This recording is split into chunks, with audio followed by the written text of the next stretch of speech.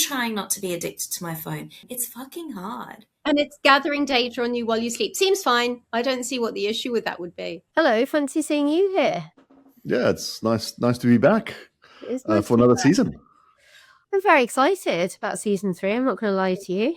Yeah, and I think a lot of things have changed. Yeah, a few things have changed. So the two big changes that have happened for season 3 of Flip the Focus are we have our first sponsor, which we're very excited about for a number of reasons.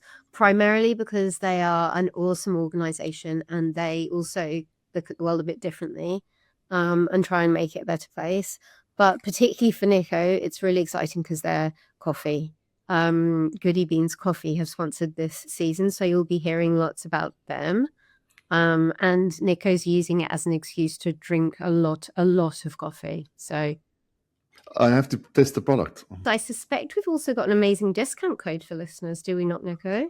So the next time you need coffee beans, head over to goodybeans.com.au and use code FLIPITGOOD for 10% discounts on your subscription plus free delivery.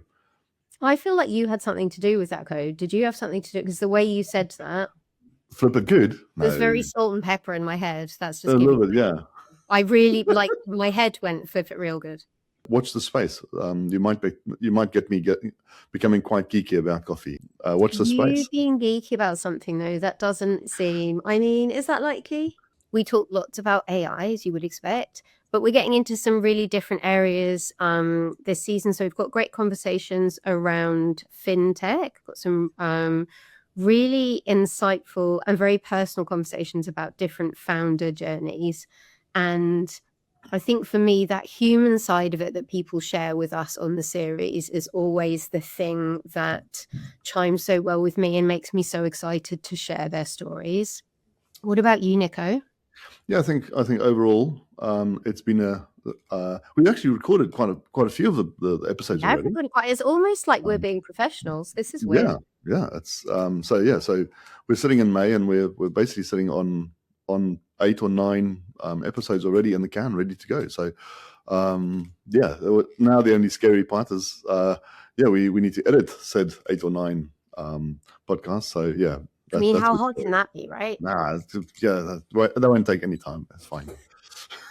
Oh my gosh, one of the most important things that I've forgotten to mention, I really want to talk about is we have developed a absolutely unexpected, completely random and wildly hilarious sub section of our content called the Egg Tangent. And I will shout her out now. Dr. Amy McLennan is the person who inspired it. She said, as part of her interview, and I will leave that till her interview comes out, but she said she made us a bet that everybody we spoke to would have an egg story. And stupidly, I said, no, they don't. No, they won't. Don't be ridiculous. It's such a random thing to talk about. And annoyingly, she was 100% right. And so you'll be able to spot the people we spoke to before and after Amy. Because if we spoke to them after Amy, there'll be some rando story about an egg in their content as well.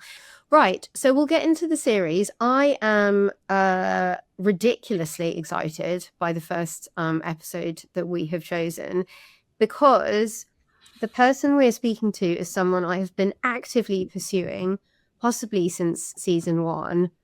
In fact, yeah, she's one of the first people I wanted to speak to when we first started talking about Flip the Focus. And it just happens in the meantime, she has become hugely successful and well-known in the space. So our first episode that we're going to bring to you in a little minute is with Georgie Healy from In the Blink of AI. So one of the reasons I wanted Georgie on is she has got a brilliant mind. She's an engineer by training and formerly of Google. But what she does on In the Blink of AI is really make AI completely accessible to all of the rest of us in a super light and funny and wildly human way. I think you're all going to enjoy listening to her. Right, let's get into it. Every change maker that we invite onto the show has a origin story. So Georgie, let us find out what got you into tech, and then what tiny moment do you think, or do you remember that put you onto this path? It was the kind of kid growing up that, I'm one of two girls, and, I did ballet and piano and things like that. But my natural space was always outside in the environment, asking a lot of questions about science and the world. And that kind of was always where I gravitated most. And when it came to make a decision of what to do with my entire life, because it's such a huge decision when you're 17, 18, I still didn't know. I had done every subject at school, like very across the board. I did the English subjects, I did the science subjects. I kept my options open. But I was sitting next to my dad, and he said, look, you love math, you love science. Why don't you do engineering? And I was like, yeah, sounds good. Press the button, boom, I'm into it. And it was going from an all-girls school to an all-boys school, but I kind of haven't looked back, because the people that did engineering and the people that did science and the people around me were kind of the big thinkers and would question the way things are and the way they could be. So even though I wouldn't necessarily call myself a classical engineer anymore, I did the degree, but moved swiftly away from it. I'm still obsessed with engineers, and that's never changed, really. Yeah, I love that. I think so much of, the conversation around tech, it's the curiosity, isn't it? It's being a creative person and being able to unpack things in your mind and figure out how they work and then put them back together slightly differently. Exactly. Do you think that when you were doing your engineering degree, do you look back now and think there's like a particular skill that you learned that you're still pulling on now? To be honest, it's always that sense of I'm overwhelmed, but I'm excited. Like with any new tech, and I'm sure people, regardless of whether they've done engineering or not, there's that real barrier to, I really don't understand how it works. And is it worth the time investment to figure it out before we go to a next technology? That's actually a waste of time. We're not into that anymore. Now we're doing this. The flavor of the week is this Maltbot, Claudebot. People are out there buying mini Macs just to figure out how this technique works. Is the time investment worth it or not? I still ask myself that. But, if I were to give advice, it would be to never stop learning, even if it's in small bites, even if it's not going out and buying mini PCs. It's a lot harder to kind of stop learning and playing with new tools and then try and get back into it than just always be playing with something on a small scale throughout the week. Yeah, I think that's really beautiful, just that sense of wonder, because it's so often, particularly people who aren't in the tech space, that you feel overwhelmed by it. A lot of the narrative is very negative around tech, and I think it is because it moves so fast. You can't really get a hold on it. And for a lot of people, then their choice is, okay, well, I'll just like adopt the massive things I have to be able to do, like use the internet, and the rest of it can just kind of fall by the wayside. It's nice. And of course, we have that in common, right? We've chosen to deliberately stay somewhat aggressively positive and curious about tech, right? I couldn't agree more. I think, like, especially in this time of AI, many of us have seen, if you've lived on the earth for longer than 20 years, you've seen fads come and go, right? You had time to decide if you wanted to join Facebook, Instagram, MySpace, and being left behind wasn't such a big deal, right? If you weren't doing it as soon as it came out, the cost wasn't so extreme. But I do understand why people are feeling overwhelmed at this time, because now we're told you'll lose your job. It's completely like unlike anything we've seen before. There's risks, there's privacy issues. And I do get why people are like, but in the past, I used to be able to wait until I was comfortable with this technology, and now you're telling me I can't. So I get why there's that reticence. We were one of the last people at my primary school to get a color TV. And my parents were not like thinking that it wouldn't take off, but they were just like, who cares? It's a thing that we don't need to spend that money on. We'll wait. Just imagine now being like, I will wait.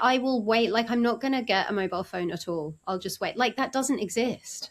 It's not an option now. And if you say that instead of being seen as someone who's thinking for themselves, you're a dinosaur, you're going to be left behind, and you'll never catch up again.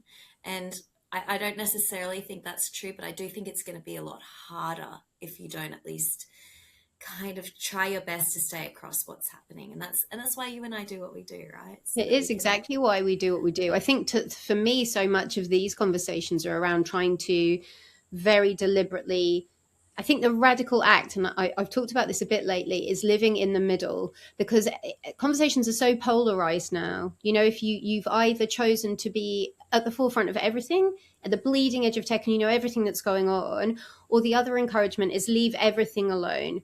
You know, like have a dumb phone, like basically go off grid, you know, like live in a van. And there's no one inhabiting the middle space saying it's not all good or bad. Like, let's have a conversation around it and understand enough and contribute enough to it that we feel good about it. I think like maybe that's a generational thing though, because I was reading that there's a specific, it happens to be the generation that I was born in, but a specific like sub-generation in between 79 and 83 who are the last people who remember the world before everything had to be tech, before mobile phones and everything. And I wonder if just that mindset has something to do with it, because I remember both worlds. So I'm like, well, I'll have both. I'll do the best of both. It reminds me of just the environment we're in right now, guys. Like, you have to pick a side, you have to pick a team, and I just don't think it's. I don't think that lack of nuance is how we should live, and I think we should be allowed to change our minds back and forth. Oh, before I was anti-tech, but now I see the benefits. Oh, I loved technology, but a few recent events make me like want to disconnect for a few weeks. Like I think that should be a conversation that people should be allowed to have. Yeah, I absolutely agree with you. I think it's, if we talk about specific examples in that, what do you think, what stands out to you as like a piece of AI particularly that really maybe is misjudged and is just, you know, making people's lives easier? I think no one can deny the advancement of AI in the healthcare industry is absolutely game changing in terms of speed to which clinical trials can be conducted. Iterations can be done without using laboratory equipment, personnel, time. You can do all these simulations and get to the answer a lot quicker. And what does that mean? Cures for cancer, cures for MS, cures for these diseases that, you know, predict so much longer lead time due to just how hard it is to do these in real time. AI can recognize patterns that humans just cannot recognize. And it just allows for so much opportunity in healthcare, in health tech, that regardless of how you feel about other things, I think we've all been touched by some real sadness in our communities and in our families and our friendship groups that, you know, kind of wish AI was there for them a bit sooner. Yeah, I think that diagnostic assistance is so extraordinary. And the suggestion, you know, particularly, I think if you look at a GP level as well, it's those pieces of AI particularly that are bringing together all of the different options, all of the different things it could be, and then suggesting them to someone who has the medical understanding to actually make an educated decision. And I think that, was there a particular like moment or particular breakthrough in health tech that got you down that path, or it's just kind of a confluence of everything that's really made you pick that? Never forget the story from Harrison AI, one of Australia's biggest exports in the startup space. Gosh, I don't know what they're at now, Series H or something. But they're one of Blackbird's biggest portfolio companies. And their chief customer officer told me about a woman in the UK, because of Harrison AI, and they do AI scans of lung imagery. It identified a cancerous cell before a blood test can, before any kind of human can. And because of that, she was, I forget the word for it, like short-tracked right up through the channel of getting actual medical support that the NHS could never have done with the incredible volume of patients they have.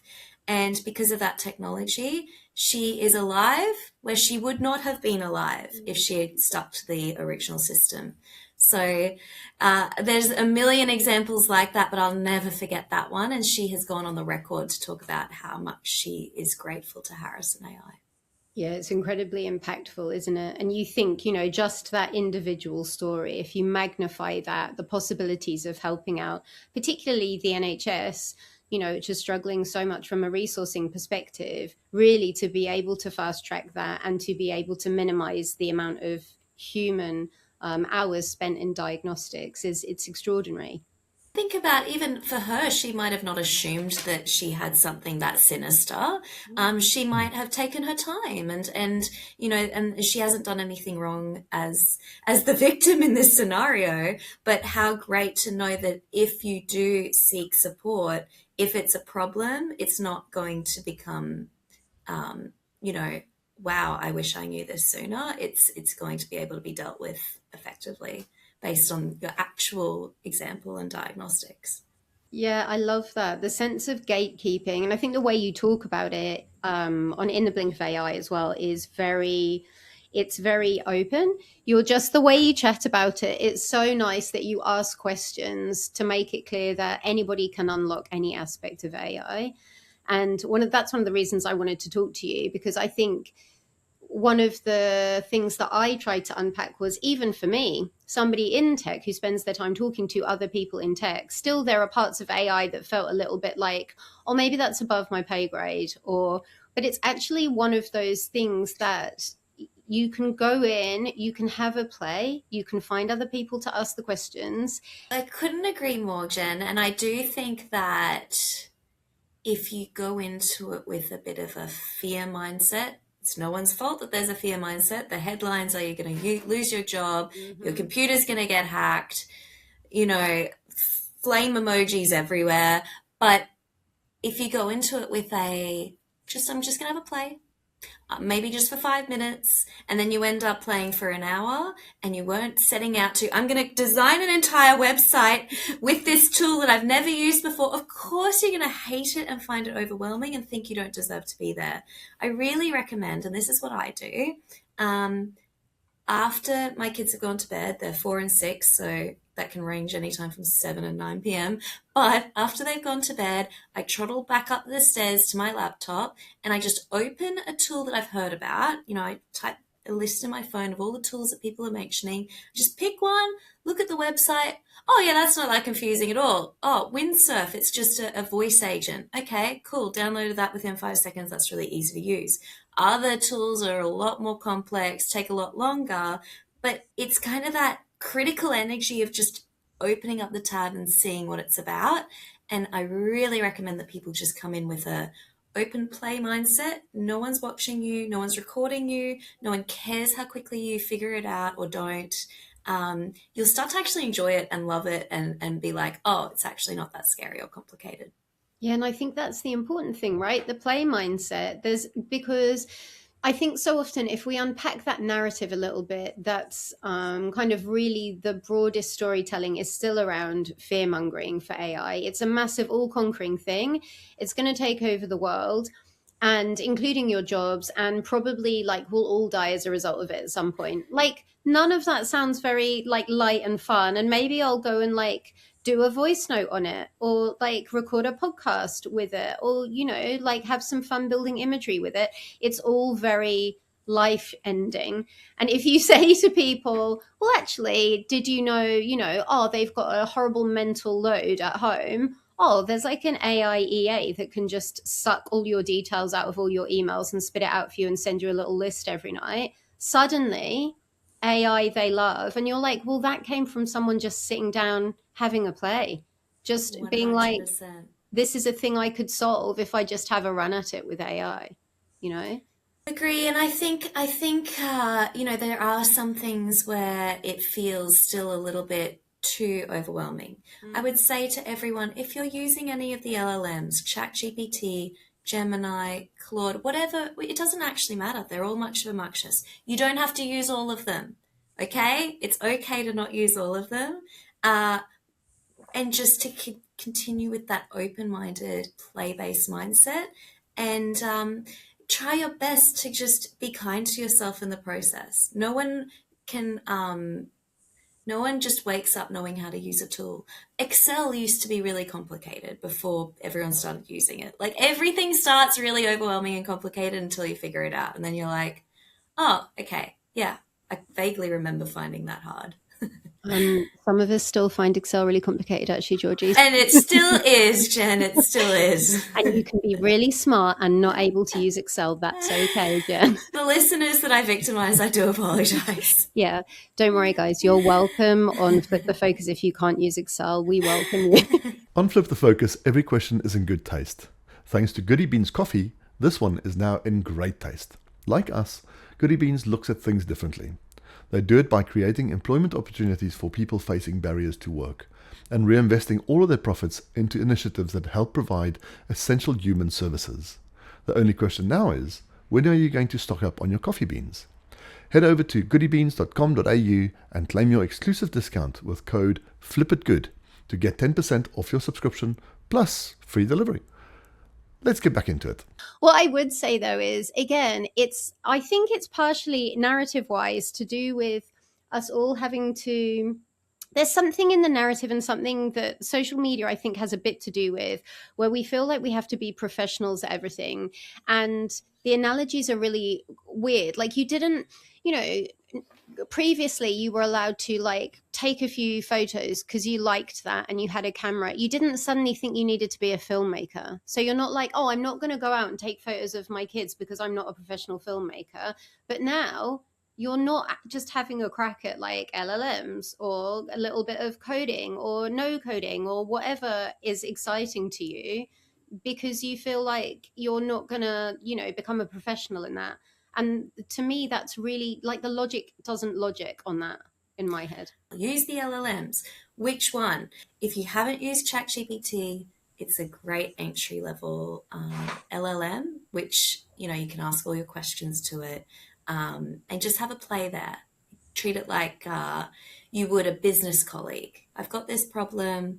How do I approach it? Or even, here's an email I'm about to send. Why don't you have a look and edit it? Would you change anything about it? If you've conquered the LLMs, right? If you've conquered those chat interfaces, have you used imagery? To your point, Jen, have you done a voice note on it? I recently have got my LLM to listen to a podcast recording and tell me any moments that you thought were particularly dull that I should probably edit out. Now, sometimes I disagree. Oftentimes I disagree. I was like, that was the best part of the show. You're crazy. Same. I'm You're like, crazy. That was gold. It was all gold. How dare you? But like playing with different modalities, just continuing to try new things. And if you've done all of that and the listeners are like, done, download Lovable. It's a no-code tool and design the most silly website you can think of. What's your favorite band? Create a band fan page. No one cares, right? You don't have to publish it. You don't have to pay for a domain. And you're just going to start having so much fun with AI that you're not going to need me to continue to list new ones if you do those two first steps. Yeah, it's great, isn't it? And I think there's also community to be found in learning in public as well, having a try. There are lots of accounts out there on socials which are just people trying out different types of AI and sharing it and seeing what people think. And there's community to be found in that as well. It's very refreshing to say, okay, well, this is a base. I've started. I don't know what I'm doing. And you often find that everybody's so helpful and will come in and be like, well, this is what I did, or try this prompt, or have a run at this. And you suddenly are part of this lovely community as well. There's a lovely community in startups. That's why I love the startup industry and the founder industry and people that are building things. Jen, you and I being like, I'm starting a podcast because I want to. People are so great and ask the dumb questions. I ask the dumb questions all the time. I keep getting geniuses on my show and then looking like an absolute like novice, which I am next to them. And that's okay. That's okay because I'm learning, the listeners are learning. And I think people need to ask more questions and people like to help. It's the point of what we do, though. We go on the journey together, right? And I think what's lovely from a creative perspective too, it doesn't have to be, not everybody, to your point, you can use it for whatever you want. Not everybody's starting a startup. Some people are building imagery or creating different voice versions of themselves, or doing questionable ethical things like bringing dead movie stars back to life. But it's interesting, right? It's creative. And I think that's the point of it. There is a part of AI that's going to be interesting to you, whoever you are and whatever you do. That's the good thing about it. That's the fun thing about it, to counterbalance the doom and gloom. Got another hack based on that one. Sonos AI. If you've got a favorite band, you can type in and you say, my favorite band is the Beatles. Create a song that sounds like them. Now, you might find it ethically questionable. I'm not sure how Ringo feels about this, but it is crazy what AI can do. I love that, and I love the conversations as well. Sure, they're ethical conversations, but I think they're relevant to all of us. There are songs, that are charting on Spotify which are generated by AI. So I think then really we come to the question of, if it's art and if you're really enjoying it and if it talks to your soul, I want for it to matter. We all want for it to matter. Like, I'm a writer. I really want for it to matter that it's a human, but does it? If it connects people, if it has the same depth of emotion and it makes people's lives easier or more cheerful, does it matter? That's going to be the big next question, right? Think about models, like we're creating digital models now. So you're Gigi Hadid, you're a top model. Instead of using those airplane miles and causing, the climate change risks that you are doing so, you can have a digital twin and she agrees to it, and you use your face in multiple campaigns on multiple locations without actually going to those locations. There's pros and cons about this stuff, but I do have a lot of faith in what this could potentially do in health, in climate tech, in problems that we haven't got solutions to as well. So yeah, and I think particularly in this space, if we talk about kind of the art and craft, if we're talking about models or advertising or marketing or the making of music, is it really the new version of the scarcity mindset? Like, there's always going to be enough humans making things that you can connect to that. So what if you connected to something that is made by AI? And again, it's about asking those questions, even of yourself. Like, why am I really bothered by this? What does matter to me? And I, like, even on a personal level, I struggle with that, because I firmly believe I want for music, for example, to be created by human beings. But then, I don't think AI is quite there yet, but not far off. It's pretty close. I'm about to have a guest on the show that signed the AI copyright law because, their music is being ingested into AI to train it. They're not getting any cut of that. They're already being paid really poorly by the music platforms and things like that. I completely agree with you that I would prefer it to come from a human. I'd prefer writing to come from a human. I just did a big LinkedIn post today, huge announcement. It's full of typos, and I just left it because I'm like, well, at least it doesn't look like AI. So this stuff happens all the time where I'm like, I'm desperate for a human sometimes. And I think that feeling I think that's going to increase over time, not go the other way. Yeah, I agree. And I think the discomfort, perhaps what we're talking about is broad scale human discomfort, because we're going through this huge level of change at the moment with AI and tech being integrated into all our lives in a way that we really didn't think was possible. And like, Georgie, you and I have talked about this before. I think it's really interesting, the differences between the two shows, for example, and that there's a need for both, right? In the blink of AI, you go deeply into how do the products work? Why do they work? What are the ethical concerns around them? And we're looking more at, from a societal level, who are the people who are making the decision to use tech differently, to do something that hasn't been done before? And it might be nothing at all to do with AI. It might be a different form of tech. But I think what I found so interesting in the last, 5 to 10 years since AI has really been in the broad consciousness is tech's always been there. All of the questions that we're asking have always been there. It's just that AI has accelerated it so much and that it's so prevalent now. And as you said at the top, it's kind of unavoidable. people, I think the fear for people feels much more real than it did when it was just tech. People feel like they can understand tech a bit better.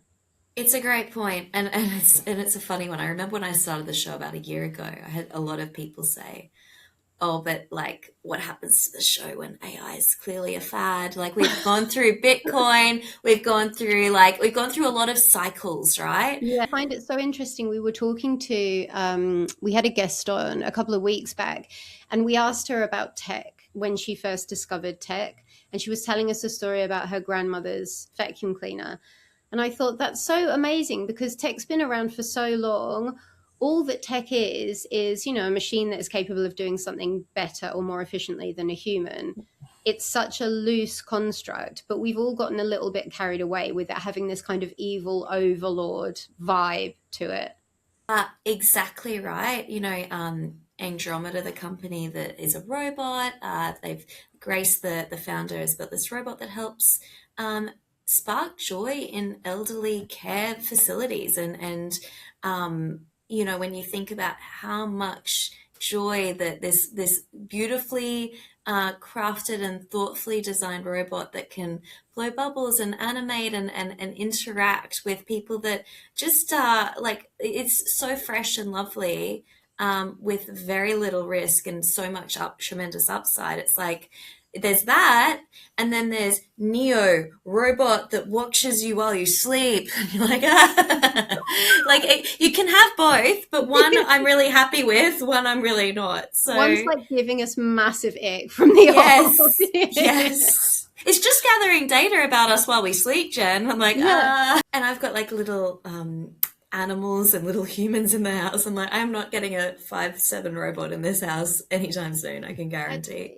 You were talking earlier on, Georgie, about trying to keep the humanity in AI, and we talked about Joy, that lovely robot.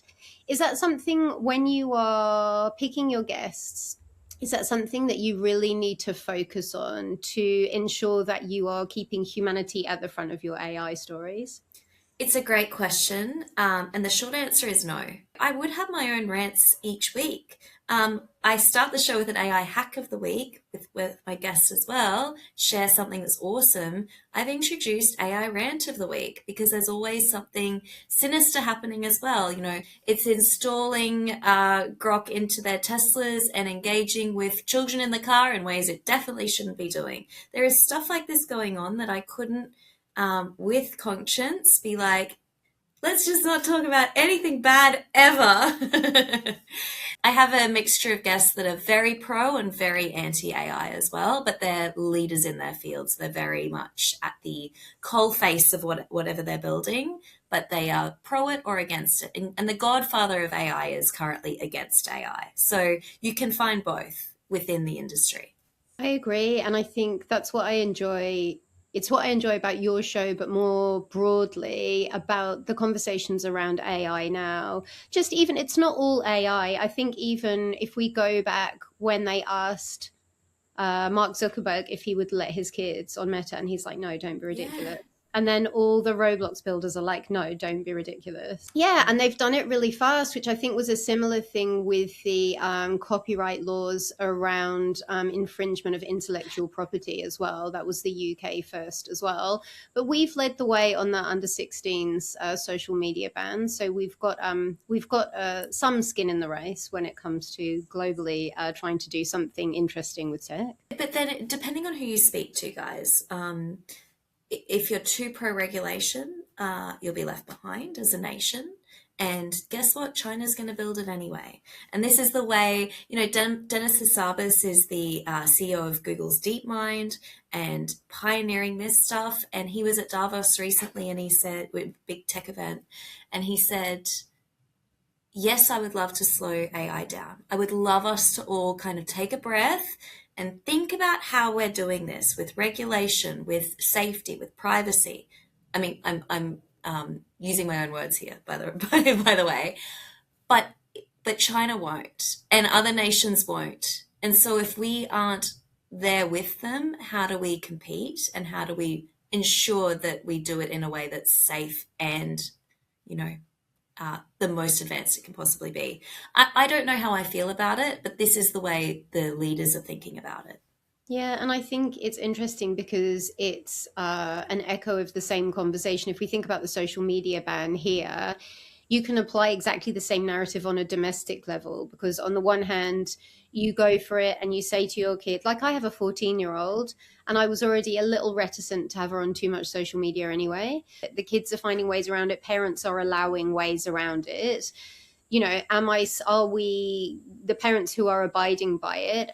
Are we slowing down our own children's progress and making their futures more difficult? I think it's exactly the same conversation on an individual or on a country or on a global level.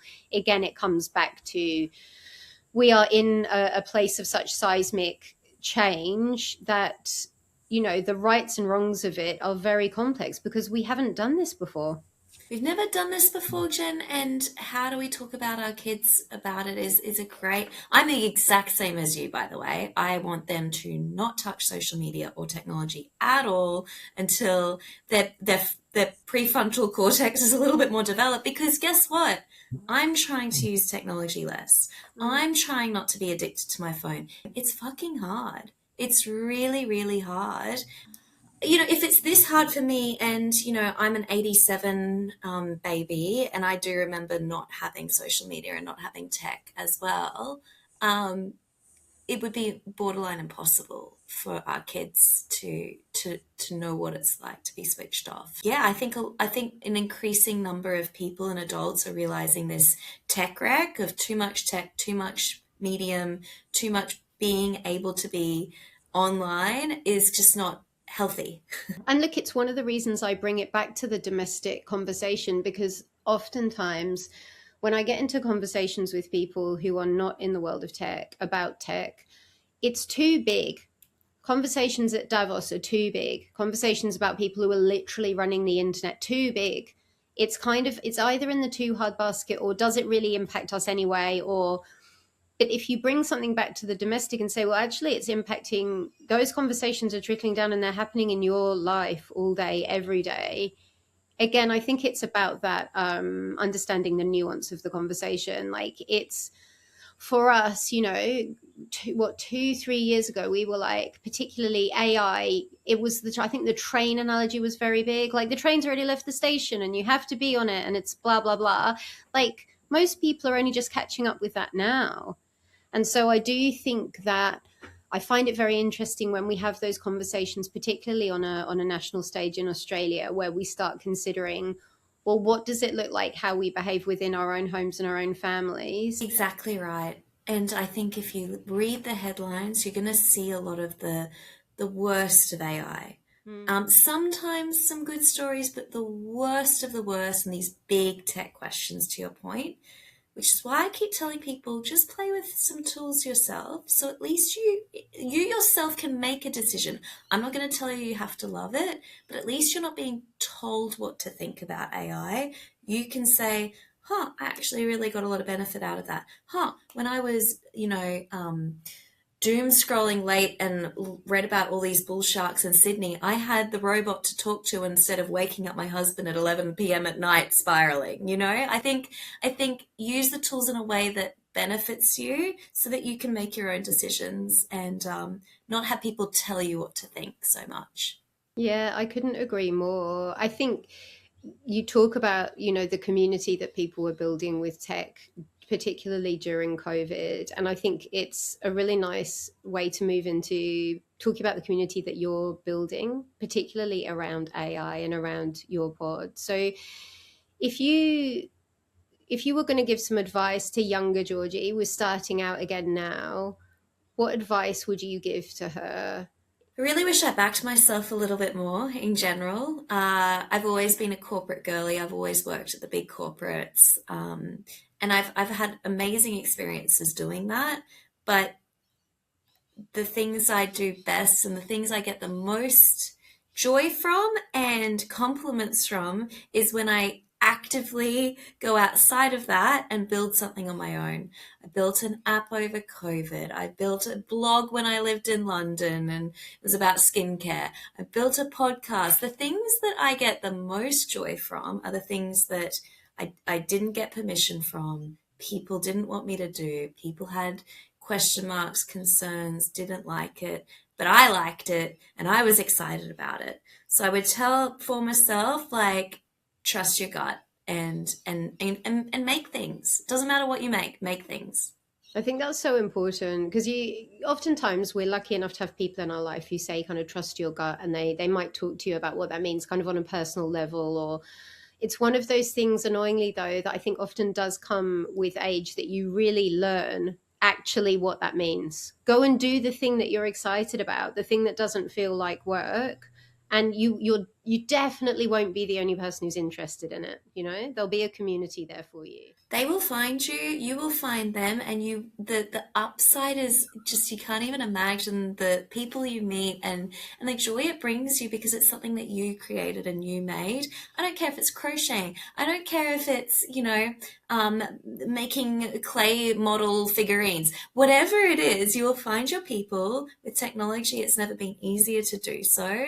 And, the people that don't get it don't need to get it. Yeah, that's it. That's so important. If you've talked a lot today about really interesting different people you've had on the show or been inspired by. If I put you on the spot and ask you to name someone who the rest of us probably haven't heard of, but you just think is really extraordinary and we should all go ahead and follow, who would that be? Oh, look, Ali K. Miller. I just met her yesterday. She was in Sydney. She's a huge voice in AI, and often sharing, tips, inspiration, predictions in the space to come. She's a great start. And there's a Substack blog called Rowan's Bites. There's so many AI Substacks, so many newsletters, but it's a great, daily summary of what's happening. You can skim through it and feel like, oh, I'm on top of things. Cool. Know what's happening. And those are two big, easy wins. I love those. And I think particularly, as you say, the community, like engineers, and as you get deeper into understanding tech or AI, sometimes it's hard to find those people, but Substacks and LinkedIn pages are always amazing places to start, because those people start naming other people, and you find yourself down a rabbit hole, 8 different people deep, which is really interesting. Agree. I mean, you and I are often tagged on posts now, Jen, which I love.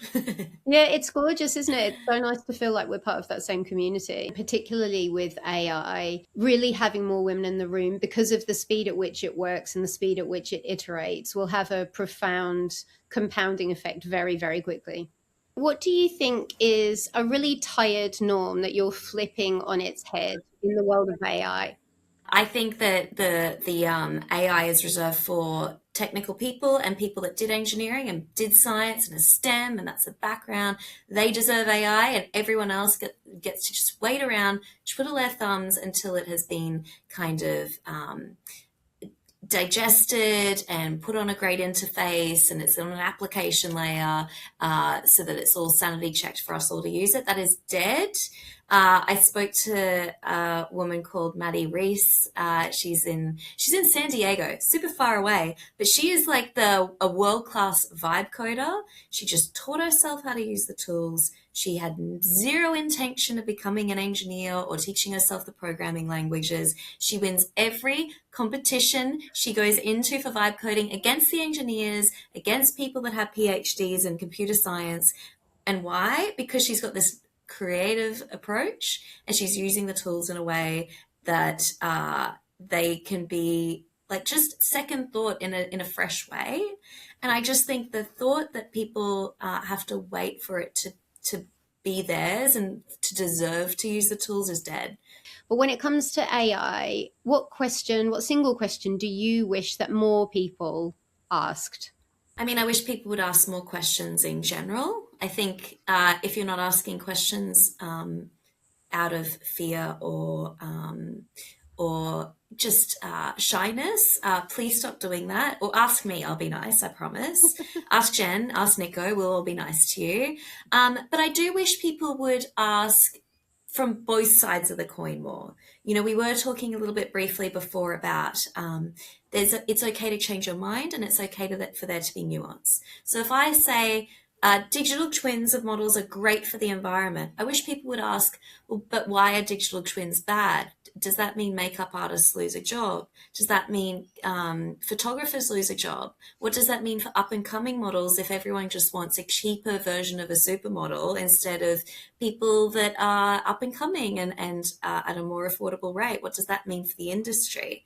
I just wish people would ask more questions about the pros and the cons and not stick on one side of the fence or the other. Now, we talk a lot about what we love about AI and what we love about tech, but we always ask our guests on Flip the Focus, if you had a magic wand and you can change anything about AI, what would you change and why would you change it? More women. I mean, obvious reasons, but I'll explain anyway. Women build technology that really supports society more on a whole. I talked about Grace Brown building Andromeda. It's a robot, but for the elderly care industry. Women are building AI for HR tech, like Sam Garvin. You know, just the considerations that women have around ethics, safety, and privacy, and they make up, I believe it's like 10% of the industry currently. That, you know, there's so much bias in AI. It is gendered. Countless studies have proven this. And, you know, there's great emerging stats, like more than 50% of ChatGPT users are now women, and that is going to help the algorithm. Women are not only excited to use it, they are using it. And so it's not like a lack of ability, but I just want to see more women in the building space because, you know, I don't want it to be only women. I just want it to be balanced so that we're solving more problems. Agree. I mean, I am really against having just women for the sake of a number or a metric or a quota. But I would love for women to feel like they deserve to be there regardless of where they are in their journey. I think we can be really hard on ourselves sometimes and, oh, I don't have an engineering degree, or I don't have a STEM background. It doesn't matter anymore. And that's the amazing thing about AI too. With vibe coding, with the ability to use English as a natural language as opposed to learning these historic coding languages, I actually think now's a better time than ever to start building and get involved. Yeah, I would agree. And I think the fact that you can work often, you know, these environments are environments within which you can work incredibly flexibly as well, absolutely supports more women in that way too. Amazing. Thank you so much, Georgie. Thanks for taking time to talk to us. I've obviously been chasing you for a while now to come on, and I'm so grateful that you made time. I couldn't have been more thrilled to be on the show. It's even better from where I'm sitting. I was thrilled that you asked me. I've been talking to some other future guests, no spoilers, because they were excited to be on the show. And I'm like, I'm coming on the show. So there's a lot of momentum around an incredible service that you guys are offering people that really want to understand more about technology in a way that is entertaining and educational at the same time, which is really the perfect balance and blend. Thank you. That's really sweet of you. It's always nice for us to hear feedback. Thanks for spending time with us today. Please subscribe, rate, and review Flip the Focus. It helps us bring you amazing founders, funders, and leaders asking big tech questions. See you next time.